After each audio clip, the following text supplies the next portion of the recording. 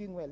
Honorable Speaker, the other day I was at an eatery, and I went to the washrooms, and there were some young ladies there who were seated, and if I may quote what they were saying, unajua hii serikali tunaogopa kwa sababu hata sisi wale tunaosha choo wanaweza kuja waanze kututax.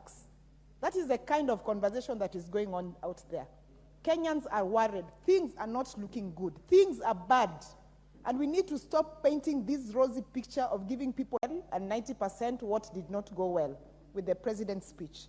Number one, and I think the Honorable Osoro preempted what I was about to say, is that there was a trending video of my CII chair, the Honorable John Kiari, talking about how well the president was conversant with the teleprompter.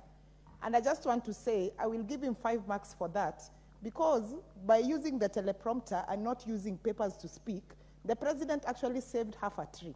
So 5 marks to that. Honorable Speaker, the president spoke about the bottom-up agenda.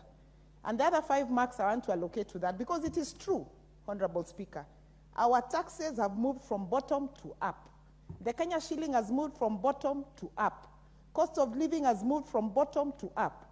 So the president is very right that he is focused on his bottom-up agenda. And that I give 5 marks.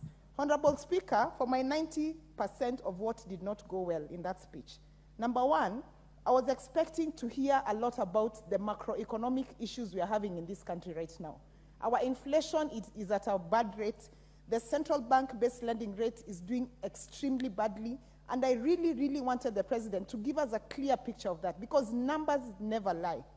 Honorable Speaker, on the cost of living, and this is a cause of worry for all of us, including those of us who want to vie in 2027, because you're going to have extremely tough conversations with Kenyans, expressing and explaining how you think cost of living is doing well. Honorable Speaker, the other day I was at an eatery, and I went to the washrooms, and there were some young ladies there who were seated, and if I may quote what they were saying, unajua hii serikali tunaogopa kwa sababu hata sisi wale tunaosha choo wanaweza kuja waanze kututax. That is the kind of conversation that is going on out there.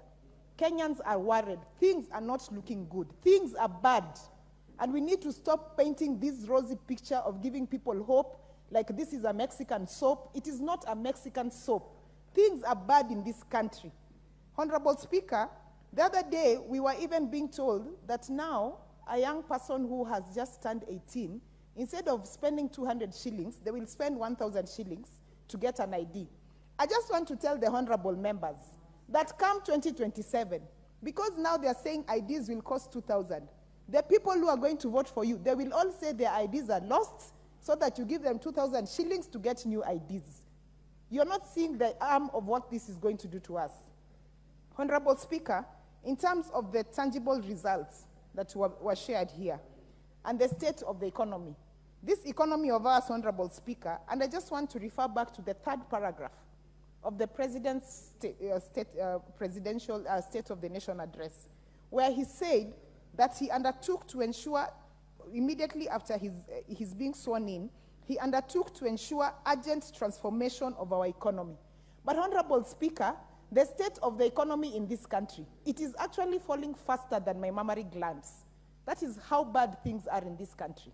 And we just need to put things into perspective. We need to tell Kenyans the truth.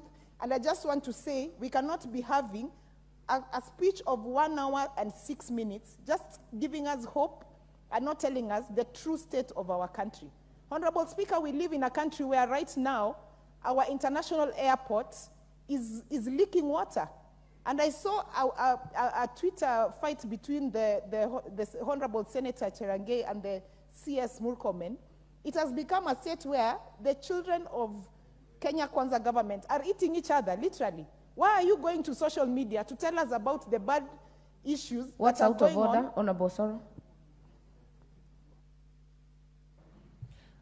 Honorable Speaker, is it really in order for Honorable Irine Mayaka to mention people who are not in this house, you know, and they can't really defend themselves, and also to lie to the public that without really substituting the fact that the JKIA is leaking? I mean, really, which part is leaking? The JKIA is so massive, it's so big. I mean, she's confusing her House Honorable Speaker with the JKIA. I really... Honorable Chief Honorable Soro, I will leave that to be a point of debate. And what I would guide you, Honorable Mayaka, is not to mention a senator, because it's against the standing orders without a motion. But the rest of the issues raised by Honorable Osoro are snippets of debate. Thank you, Honorable Speaker. Honorable Speaker will withdraw mentioning specific names, but I just want to lay the facts as it is. Honorable Osoro, the international departure of our country. The other day, there was a video trending of where it was leaking, where passengers are actually putting their luggage to be measured. And I just want to tell you, Honorable Osoro, that my house has no issues. It's just that I cannot invite you there. But I just want to tell you, my house is not leaking. What is leaking is the government of Kenya. It is leaking because there are issues, and you need to start addressing the issues and not look at personalities. And Honorable Speaker, as I finish, so that I can donate the rest of the time, I just want to say this, that 10 years ago, we had a very high intake of treasury bonds and treasury bills in this country. Right now, we don't even have Kenyans investing in that space.